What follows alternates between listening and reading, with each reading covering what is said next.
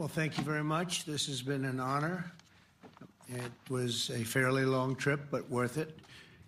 Tremendous things have been accomplished, as you probably noticed. Listened to a lot of wonderful speeches from the heads of a lot of wonderful countries. But I want to thank you for joining us at the conclusion of a highly productive NATO summit in the Netherlands.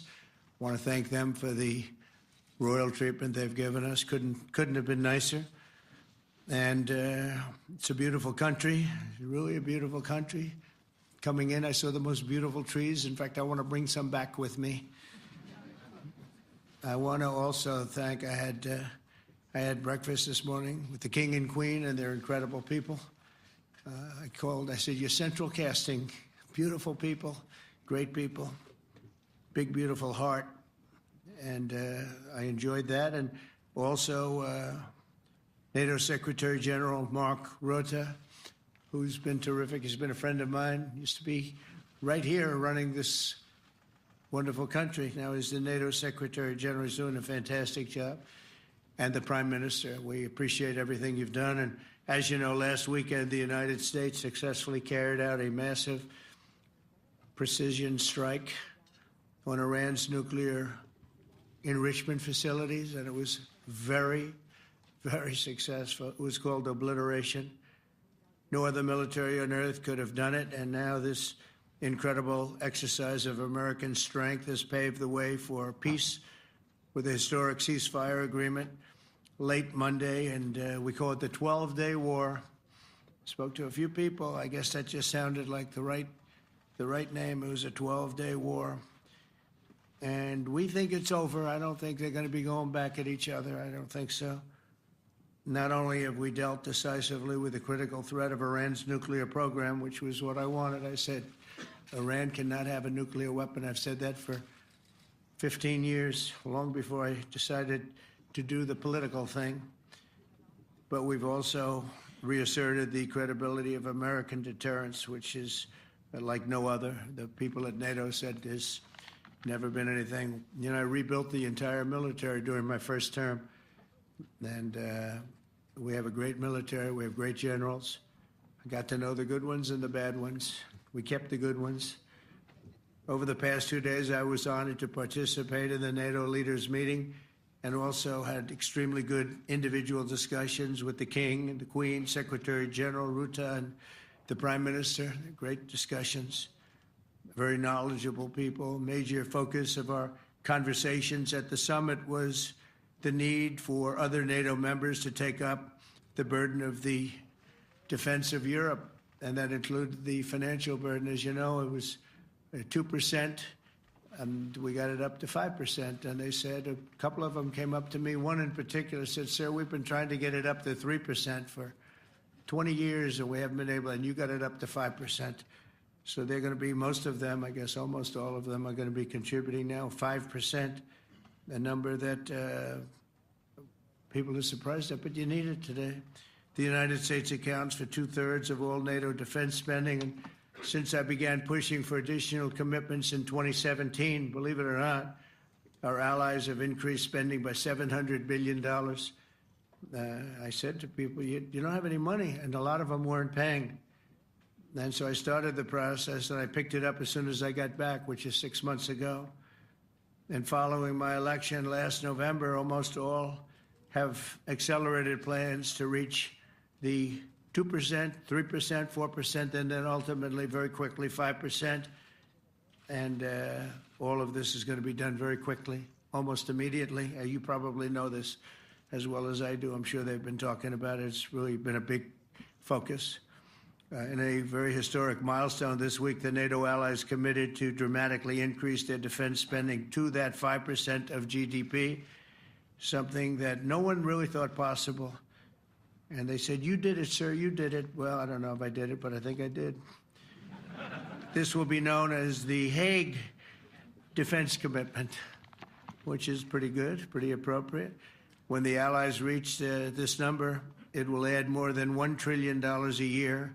Think of that, $1 trillion per year to our common defense, and this is a monument really to victory, but it's a monumental win for the United States, because we were carrying much more than our fair share. It was quite unfair, actually. But this is a big win for Europe and for actually Western civilization. For years, past administrations failed to get most allies to contribute even the 2%. I remember when I came here, we had 4 countries that were up to 2%, and I remember Poland was there. A couple of them were there, and but most of them were. We had 28 at the time, as you know. It's increased a little bit, and they've agreed now to more than double their budgets in all cases. And Europe stepping up to take more responsibility for its security will help prevent future disasters like the horrible situation with Russia and Ukraine, and hopefully we're going to get that solved. Last week they lost 7,000 soldiers, mostly soldiers, but they're also getting hit in Kiev. They're getting hit in some of the towns also. And that means life. Life is disappearing also in the cities and towns. Should have never happened, would have never happened if I was president. I said it 1,000 times, and it never did happen. It's never even thought about.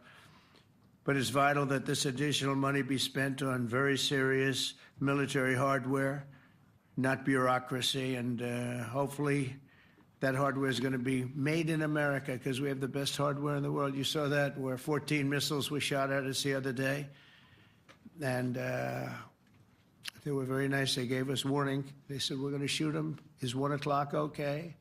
They said, it's fine. And everybody was emptied off the base, so they couldn't get hurt except for the gunners. They call them the gunners. And out of 14 high-end missiles that were shot at the base in Qatar, all 14, as you know, were shot down by our equipment. Amazing stuff. Amazing that they can do. It's like shooting a bullet with a bullet. It's the same thing if you think about it. 14 out of 14, and they weren't even that surprised. I said, do you do that well often? They say, we pretty much do, sir. The Ukraine crisis has also highlighted the urgency of rebuilding our defense industrial base, both in the United States and among the allied nations. We cannot afford to be dependent on foreign adversaries for critical minerals. And as you know, we made a deal with Ukraine to take a vast amount of the land they have for minerals. We need it. And once again, I want to thank all of the people in the Netherlands, incredible people. It's a great place. And all of the NATO allies for the tremendous summit that we just had. A letter just came in, and a statement came in from the Atomic Energy Commission of Israel. And I just wanted, this is an official letter, and they're very serious people, as you know. The devastating U.S. strike on Fordo destroyed the site's critical infrastructure and rendered the enrichment facility totally inoperable. It was devastated. We assess that the American strikes on Iran's nuclear facilities has set back Iran's ability to develop nuclear weapons for many years to come. This achievement can continue indefinitely if Iran does not get access to nuclear material, which it won't. It's so sad that that whole thing had to go. But I just want to thank our pilots. You know, they were maligned and treated very bad, demeaned by fake news CNN, which is back there, believe it or not, wasting time, nobody's watching them, so they're just wasting a lot of time, wasting my time. And the New York Times, they put out a story that, well, maybe they were hit, but it wasn't bad. Well, it was so bad that they ended the war. It ended the war. Somebody said in a certain way, you know, that it was so devastating, actually. If you look at Hiroshima, if you look at Nagasaki, you know, that ended a war too. This ended a war in a different way, but it was so devastating. Also, they have, out of Dubai, just came that Iran's foreign ministry spokesman, this is Iran's foreign ministry, says its nuclear installations were very badly damaged by the American strike. So what bothered me about these reports with fake reports put out by the New York Times, failing, I call it the failing New York Times because it's doing terribly. Without me, it would be doing no business at all. But, and by fake news, CNN and MSDNC, all of these terrible people, you know, they have no credibility. You know, when I started, they were at 94% credibility, the media. Now it's at 16%. And I'm very proud of it because I've exposed it for what it is. But when I saw them starting to question the caliber of the attack, was it bad? Well, it was really bad. It was devastating. They were obliterated. In fact, you can't get into the tunnels. They just put that over. That just came out. They can't, there's nothing, there's no way you can even get down. The whole thing is collapsed in a disaster. And I think all of the nuclear stuff is down there because it's very hard to remove. And we did it very quickly. When they heard we were coming, it was, you know, you can't move it. Very hard, very dangerous, actually, to move to. And they also knew we were coming, so I don't think too many people want to be down there knowing we're coming with the bunker busters, as we call them. We're the only ones that have them. We have the best equipment, best nuclear equipment, and we have the best equipment in the world. And by the way, we can't forget our submarine, which was out there, submarines actually, but submarine was out there. We shot 30 rockets into an area, every single one of them. I think it was almost 400 miles away, I think, Pete, right? 400 and long. It was in the ocean, long ways away. And we shot a total of 30. Every single one of them hit within 9 inches from where it was supposed to be. It took out a lot because we didn't do just 4, though. We did 2 others in addition, which hadn't been completely destroyed. So we hit them with a submarine from hundreds of miles away. Amazing, just amazing equipment. Greatest submarines in the world. Nobody's even close. They're 20 years behind us when it comes to submarine technology. So that's one, and the other was from the Atomic Energy Commission. And they have about 3 or 4 of them now coming in from atomic energy commissions from various places. But the one that we have that just came out, we released it a little while ago, was from the Israeli Atomic Energy Commission. But numerous of them are getting to see the site, and the site has been demolished. And again, we had these brave patriots, these incredible flyers, these people that can fly a plane better than anybody can fly a plane, going into very hostile territory, flying into the territory that has got more missiles and things pointed at it, but it was very stealth. They didn't get to see it. It was dark. That's the amazing thing about the shots. They hit the shots perfectly, and yet it was dead dark. There was no moon. There was no light. It was virtually moonless. It was very dark, and the shots were hit perfectly. But when they get demeaned, and they were very upset about it because they knew how strong it would be. Back in Missouri, the pilots flew about 36 hours, 2 ways, far distance, and in those incredible B-2s. And we then had the F-22s, and we had the F-35s, and we had other planes, and we had, I think, a total of 52 tankers. That means the big tankers, because the refueling was a lot for all of the different planes that we sent. Incredible operation, and I have to say, General Raisin Cain was incredible. That's why he beat ISIS, and we beat ISIS in a matter of weeks. I was told it would take 4 to 5 years. We did it in a few weeks, and he was great. That's why he's the head of the Joint Chiefs of Staff right now, because I had a very good experience with him. He knocked out ISIS in a period of literally a few weeks. Amazing. And it was supposed to take a few years, 5 years to be exact. So we had a great victory there, and we then came here, and I think we had a great victory here. But this is an ongoing project. This is the safety of Europe, the safety of the world. And they've raised it from 2% to 5%, something which nobody, and you're talking about over $1 trillion a year. So we're talking about a lot of money coming in from countries that we're not paying nearly enough to be effective. So I have, as you know, Marco Rubio with me, and Pete Hegseth, Secretary of State and Secretary of War. Should we say Secretary? You know, it used to be called Secretary of War. Maybe for a couple of weeks we'll call it that because we feel like warriors. It used to be called Secretary of War. In fact, if you look at the old building next to the White House, you can see where it used to be Secretary of War. Then we became politically correct, and they called it Secretary of Defense. I don't know, maybe we'll have to start thinking about changing it, but we feel that way.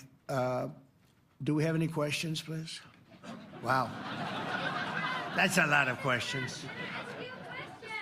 Who's a nice person? Oh, you're not a nice person, but I'll let you ask one. Go ahead. What's he going to ask? He is not nice at all. I know him well. Thank you, Mr. President. Yeah. Thank you for taking the time before flying home. You just said you believe the conflict between Israel and Iran is over. What makes you so confident it is? And what do you do if it isn't? Because I dealt with both, and they're both tired, exhausted. They fought very, very hard and very viciously, very violently, and they were both satisfied to go home and get out. And can it start again? I guess someday it can. It could maybe start soon. I think a big telltale sign was when, as you know, Iran somewhat, by not much, violated the ceasefire, and Israel had the planes going out that morning, and there were a lot of them, 52 of them. And I said, you got to get them back. And they brought them back. They didn't do anything. They brought them back. It was very good. I thought it was amazing, actually. They have fought a hell of a war. They fought very hard. I think the war ended, actually, when we hit the various nuclear sites with the planes. And I just hope you people can give these pilots, these are the best pilots in the world. They're the best shots in the world. They call them shots. That's what they are.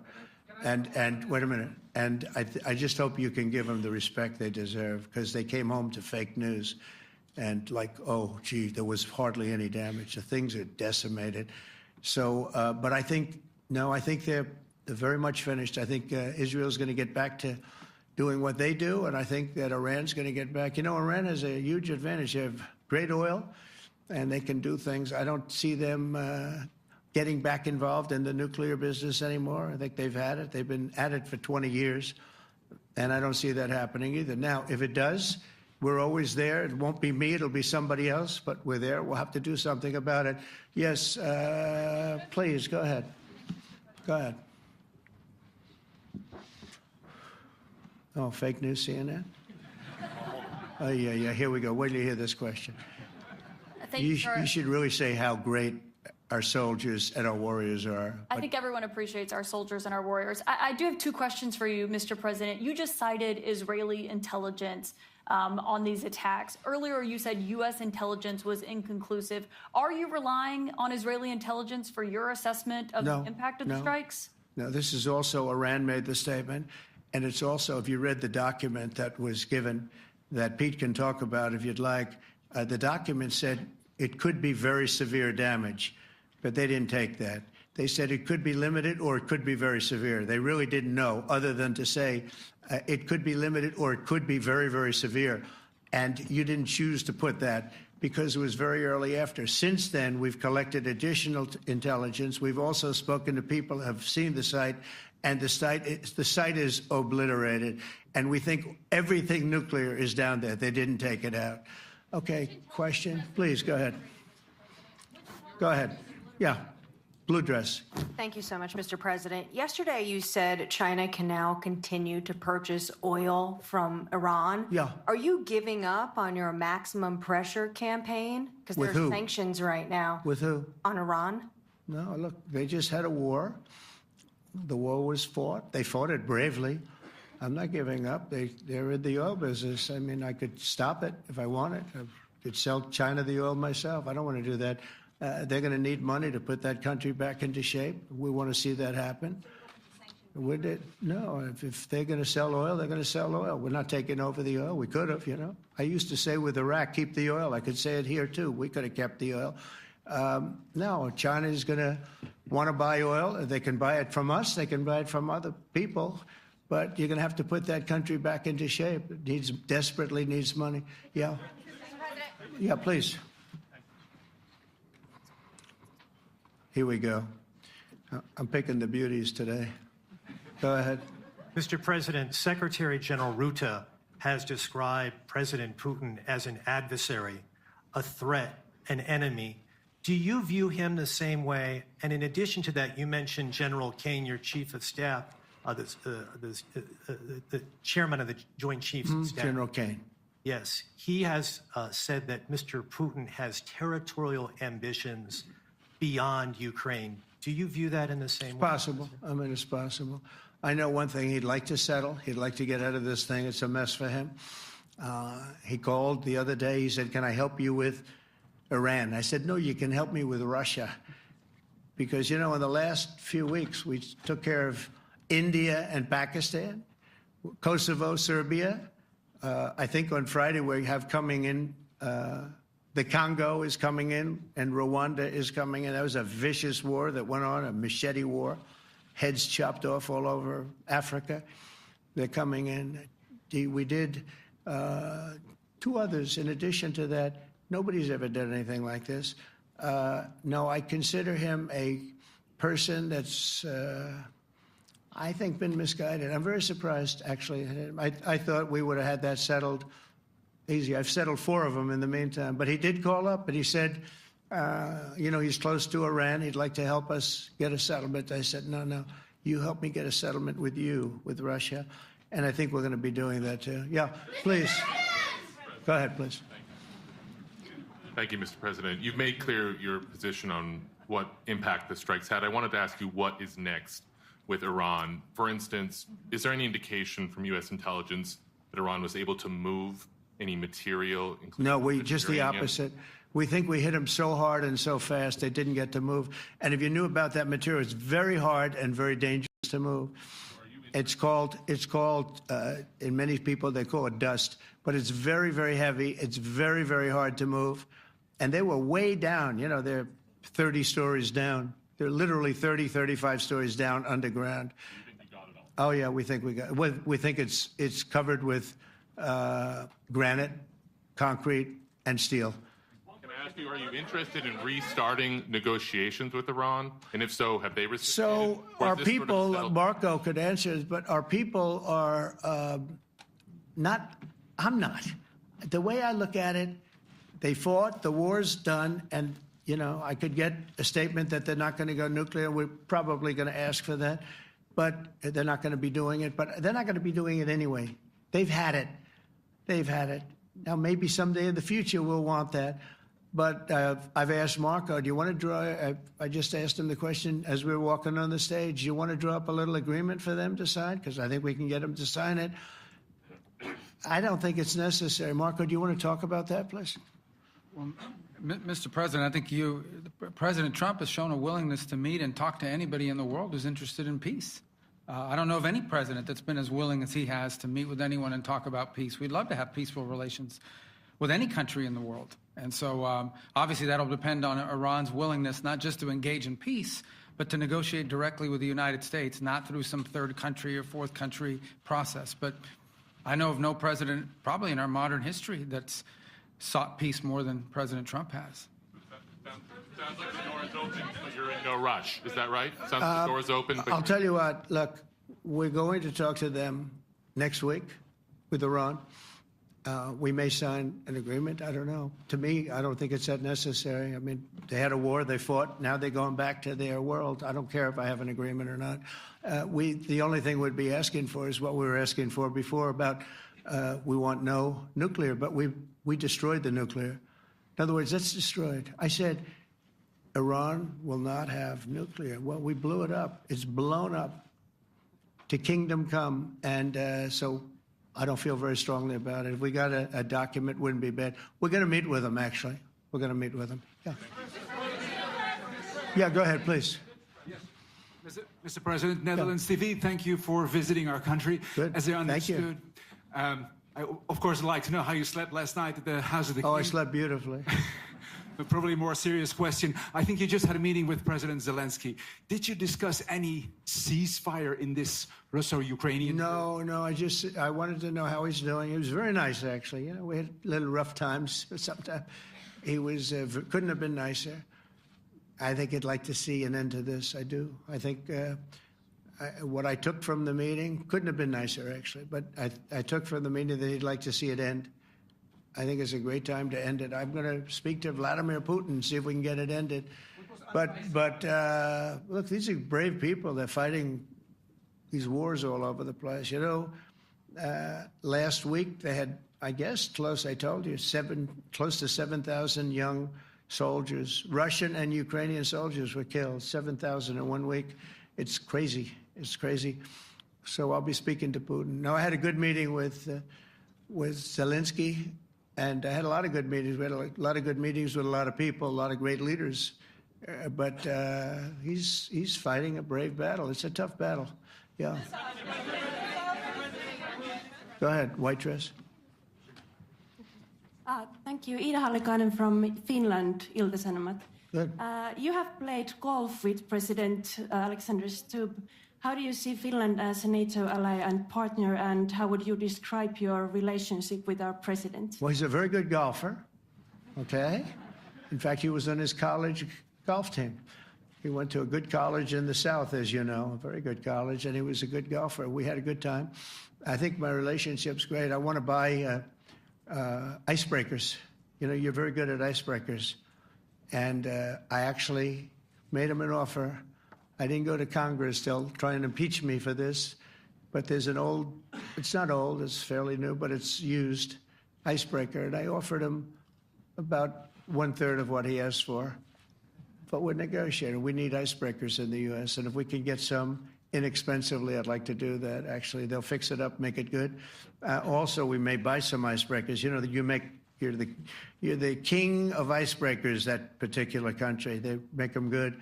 They make them really good, and they know what they're doing. And so we're negotiating with them for about 15 different icebreakers. But one of them is available now. It's old, and it's, old. It's like 5-6 years old. And we're trying to buy it. I'm trying to make a good deal. It's all I do my whole life. My whole life, that's all I do is make deals. Yeah, please. Go ahead. Sir, go ahead.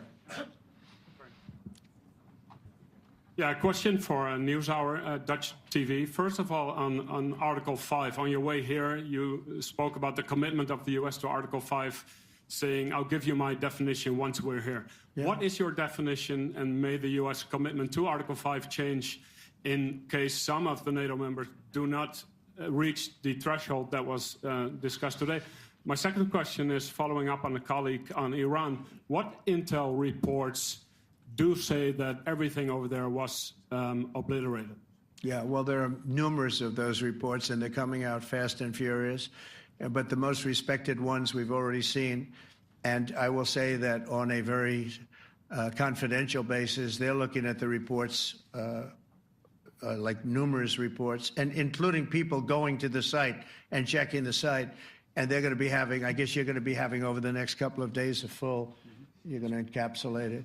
But no, the site was obliterated, just like I said it was, and just like the pilots should be given credit for. As far as Article 5, look, when I came here because it was something I'm supposed to be doing, but I left here a little bit differently. I said, I watched the heads of these countries get up, and the love and the passion that they showed for their country was unbelievable. I've never seen quite anything like it. They want to protect their country, and they need the United States. And without the United States, it's not going to be the same. And you can ask Mark, or you can ask any of the people that were there. It was really moving to see it. They love their country. They were so respectful of me because I'm the head of the United States. And I made, the King of Saudi Arabia, when I was in the Middle East, so I was in Qatar for a different reason, not a reason to get shot at. We were in there for economic development reasons, Qatar, UAE, and Saudi Arabia. All three leaders of those countries, and we took back $5.1 trillion into the United States. All three leaders said, you're presiding over the hottest country in the world. The United States right now is the hottest country. Everybody wants to be there. Everybody wants a piece of it. He said, a year ago, your country was dead. You had a deadhead running it. You had a country that was dead, and it was dead. You had people pouring through the borders. You had inflation. You had everything. He said, you've made it in 5 months at that time. You've made it the hottest country. This is the hottest country in the world. The United States right now is the hottest country in the world. And when I was around that table, it was a nice group of people, many of whom I knew from previous. When I saw the passion they had for the country, almost everyone, and you probably have the tapes, it was very public, but almost every one of them said, thank God for the United States. Without the United States, they couldn't really have NATO. It wouldn't work. It wouldn't work. It will in the future because now they're paying much more money. But it wouldn't work. It was great. And I left here differently. I left here saying that these people really love their countries. It's not a ripoff. And we're here to help them protect their country. Okay, we'll do one or two more. Thank you, Mr. President. Yeah. A question on Spain. Are you satisfied with today? Oh, I think Spain's terrible what they've done.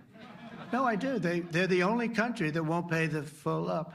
They want to stay at 2%. I think it's terrible. And, you know, they're doing very well. The economy is very well. And that economy could be blown right out of the water with something bad happening. You know, Spain is the only country that... Are you from Spain? Yeah. Good, congratulations.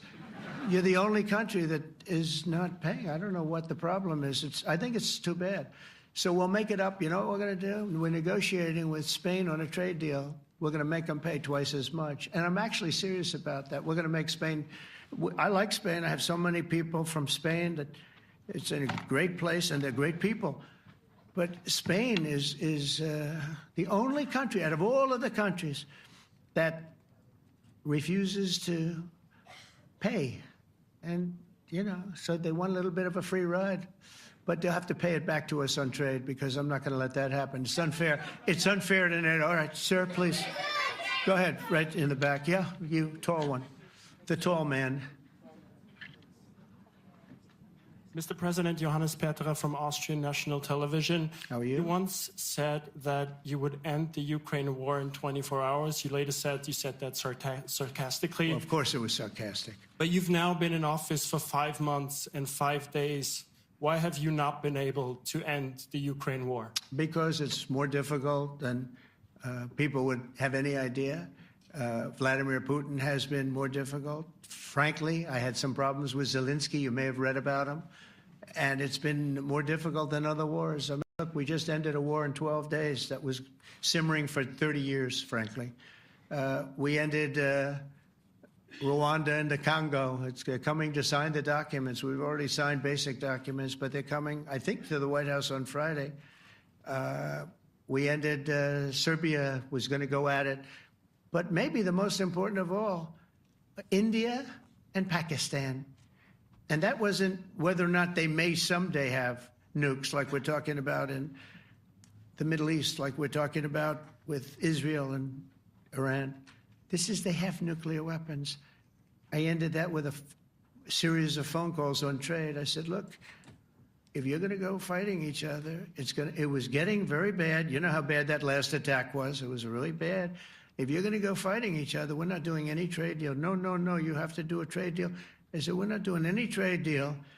And in fact, I had the general, who was very impressive. The general from Pakistan was in my office last week. You know, Prime Minister Modi is a great friend of mine. He's a great gentleman. He's a great man. And I got them to reason. I said, we're not doing a trade deal if you're going to fight. And if you're going to fight each other, we're not doing a trade deal. And you know what? They said, no, I want to do the trade deal. We stopped the nuclear war. Go ahead. Go ahead, Jeff. Here's another beauty, Jeff. He's a beauty, all right. Go ahead.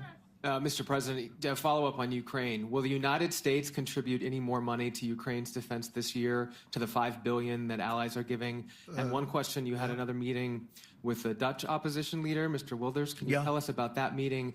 And are you upset about his anti-Muslim stance?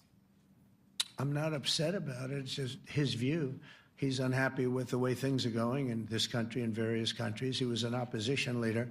And I was asked to meet with the opposition leader by the people that are running. I think they have some deal where if you have a meeting, you're supposed to meet with an opposition leader. I said, that's strange. We don't do that. But I met with I didn't know him. He seemed like a very nice guy, but he's in opposition to the current people, and that was set up by the current people. So I assume when I met with the Prime Minister, you're supposed to meet with the opposition. We'll have to try that sometime in our country. Let's not do it. But I thought he was very good. As far as money going, we'll see what happens. There's a lot of spirit. Look, Vladimir Putin really has to end that war. People are dying at levels that people haven't seen before for a long time. Go ahead. Go ahead. White shirt. Oh, she's all excited. So, BBC News Ukrainian. I would Where are like you to ask from? you- I'm from Ukraine. Oh, So my wow. question to you is whether or not the U.S. is ready to sell anti-air missile systems Patriot to Ukraine. We know that Russia has been pounding Ukraine really heavily right now. Are you living yourself now in Ukraine? My husband is there. Wow. And I can see you're very, it's amazing. and me with the kids, I'm in Warsaw actually because he wanted me to be. Is your husband a soldier? No? He's, He's there now? yeah, Wow. That's rough stuff, right? That's tough. And you're living here? in Warsaw. And you're a reporter? I am. Good. So let me just tell you, they do want to have the missiles, okay, as they call them, the Patriots. And we're going to see if we can make some available, They're very hard to get. We need them too. We were supplying them to Israel, and they're very effective, 100% effective. Hard to believe how effective. And they do want that more than any other thing, as you probably know. That's a very good question, and I wish you a lot of luck. I mean, I can see it's very upsetting to you. So say hello to your husband, okay? Thank you. Go ahead. Thank you. Thank you, Mr. President. You were criticizing Where are you from? Bloomberg News. Oh, Bloomberg. That's wonderful. You were criticizing the Federal Reserve Chair before coming to this summit. Yeah, I think he's terrible. I was wondering if you've begun interviewing different candidates for the Fed pick. Yeah, I know within 3 or 4 people who are going to pick. I mean, he goes out pretty soon, fortunately, because I think he's terrible. We have no inflation. We have a tremendous economy. Hundreds of billions of dollars of tariff money is pouring in. Factories are being built because they don't want to pay the tariffs, so they're building them all over the country. I think we're close to $15 trillion. I told you $5.1 trillion from the Middle East alone, but of investment money coming in. There's never been anything like that in the history of our country. But we have no inflation. And we have borrowing because Biden, stupidly, they did short-term debt. So we have borrowing coming up. And, we'll go 10 years, maybe longer, maybe shorter, but we'll go a long period of time when we do the debt. And because of him, because of this guy, we will have to pay for years. We'll be paying for him. And I said to him, listen, there's no inflation. He says, but maybe there'll be some. That's true. I said, if there is some, what you do is raise the rate. I'm okay with that. You raise the rate in 2 years from now or in a year from now. But because the rate's high, we have to pay more for debt. It's pretty equal. In other words, if it's 4%, it's 4%. If you drop it a point, you'll pay 3%. So it's fairly equal, not necessarily, but fairly equal. So we're going to end up paying maybe 2 points or 3 points more. 3 points would be about $900 billion a year because of this very average mentally person. He's an average mentally person. I'd say low in terms of what he does, low. Low IQ for what he does, okay? Wait, so instead of paying $900 billion, we don't want to pay 900 just because he doesn't want to lower the rate. I said, if there's inflation in 2 years or 3 years or 1 year from now, you raise the rate and you take care of the inflation, among other things.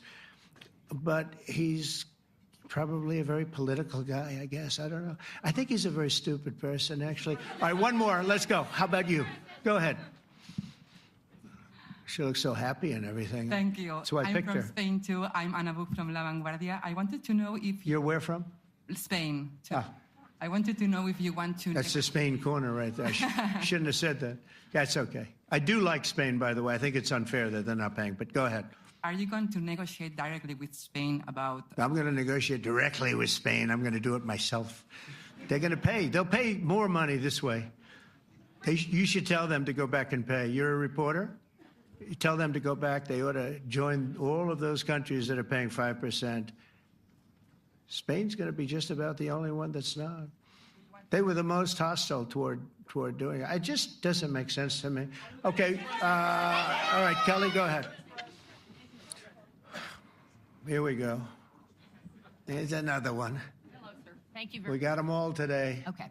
So, Mr. President, you talked about expecting some on-the-ground assessments at Fordo and other sites. Now here, Is that again. Israeli and U.S.? It's been obliterated, Kelly. It's been What is your message obliterated. then, sir, to the intelligence community when they present reports? You're not disputing the DIA report. You're just They presented a exists. report that wasn't finished. We're talking about something that took place 3 days ago. I understand that's The report was done So 2 what days is ago. your- Wait a minute. Yes. They didn't see it. All they can do is take a guess. Now, if you take a look at the pictures, if you take a look how it's all blackened, you know the fire and brimstone is all underground because it's granite and it's all underground. You don't show it. But even there, with all of that being said, the whole area for 75 yards around the hole where it hit is black with fire. The group that's run by this gentleman, in fact, you may want to talk about it for a second because we're going to issue a report. And I think it's not even a very exciting report at this point. It's been obliterated, totally obliterated. And they did a report, but it was like, if you look at the dates, it's just a few days after it Understood, happened. sir. So they didn't see it. They said it may be very severe. Go Understood. ahead. Do you have a message for the intelligence community, though, in terms of unvarnished information getting to you, that it's not... I don't really have a message. I would say issue the report when you know what happened. I wouldn't say that it could be severe or maybe not. They use the word severe. It could be severe or maybe it's not. And briefly- So people like you picked up and said, oh, it's not severe. We're just No, looking for the- the report was not a complete report. Yeah, the message was probably wait till you know the answer before you... And, Go sir, ahead. did you not have a public component to your Zelensky meeting for a tactical reason with President Putin? Let him answer this. Hello, Mr. Secretary. Yeah. There's a reason the president calls out fake news for what it is. These pilots, these refuelers, these fighters, these air defenders, the skill and the courage it took to go into enemy territory flying 36 hours on behalf of the American people and the world to take out a nuclear program is beyond what anyone in this audience can fathom. And then the instinct of CNN, the instinct of the New York Times is to try to find a way to spin it for their own political reasons to try to hurt President Trump or our country. They don't care what the troops think. They don't care what the world thinks. They want to spin it to try to make him look bad based on a leak. Of course, we've all seen plenty of leakers. And what do leakers do? They have agendas. And what do? Do they share the whole information or just the part that they want to introduce? And when they introduce that preliminary report that's deemed to be a low assessment, you know what a low assessment means? Low confidence in the data in that report. And why is there low confidence? Because all of the evidence of what was just bombed by 12 30,000-pound bombs is buried under a mountain, devastated and obliterated. So if you want to make an assessment of what happened at Fordo, you better get a big shovel and go really deep, because Iran's nuclear program is obliterated. And somebody somewhere is trying to leak something to say, oh, with low confidence, we think maybe it's moderate. Those that dropped the bombs precisely in the right place know exactly what happened when that exploded. And you know who else knows? Iran. That's why they came to the table right away, because their nuclear capabilities have been set back beyond what they thought were possible because of the courage of a commander-in-chief who led our troops, despite what the fake news wants to say. But you're not disputing the report said what it said, even though it was initial. The report said what it said, and it was fine. It was severe, they think, but they had no idea. They shouldn't have issued a report until they did, but we've gotten the information. I think Pete said it better than you can say it.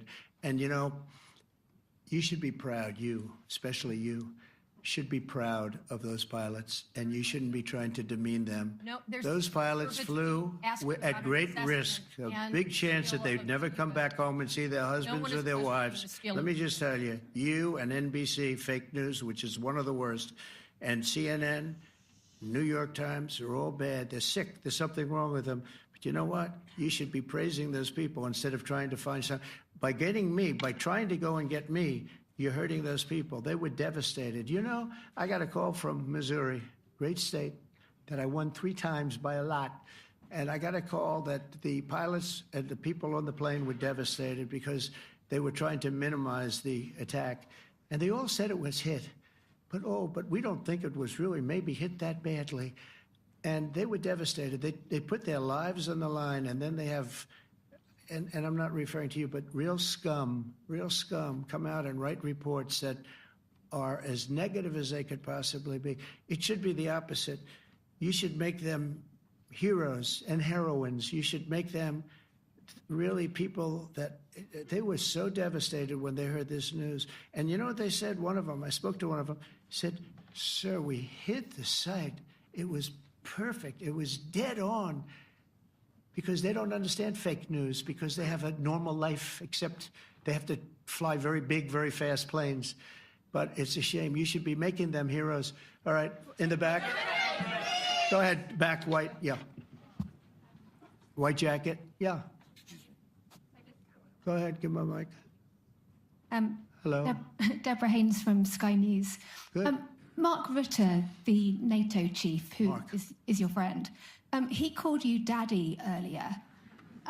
Do you regard your NATO allies as kind of children? No, he likes me. I think he likes me. If he doesn't, I'll let you know. I'll come back and I'll hit him hard, okay? No? He did it very affectionate. Daddy, you're my daddy. Do you regard your NATO allies, though, as kind of like children, and they're obviously listening to you and they're spending more, and you're obviously appreciative of that, but do you hope that actually they're going to be able to defend themselves, defend Europe on their own? I think they need help a little bit at the beginning, and I think they'll be able to, and I think they're going to remember this day. And this was a big day for NATO. You know, this was a very big day. They took it. One of the gentlemen said, "You know what? We've been trying to raise money raise the rate for 30 years," he said, 20 years, from almost the beginning. And he's been there for a long time. He said, "Until you came along, it never happened. What you did is amazing." It's been sort of an amazing day for a lot of reasons, but also for that. Yeah, go ahead. Do you think they can do it without you, though, in the future? Can they do it without? Well, ask Mark. I mean, you have to ask Mark, okay? So we're heading back. We're heading back. I want to thank these two gentlemen behind me. They're incredible people, both of them. They've done a fantastic job. And Susie's in the front, and she's done great. And Monica, thank you very much. It was quite an exciting time. And we're going to be heading back. We'll be back soon, and we'll see you in Washington, D.C. Remember this, we have the hottest country anywhere in the world. Thank you very much, everybody. Thank you.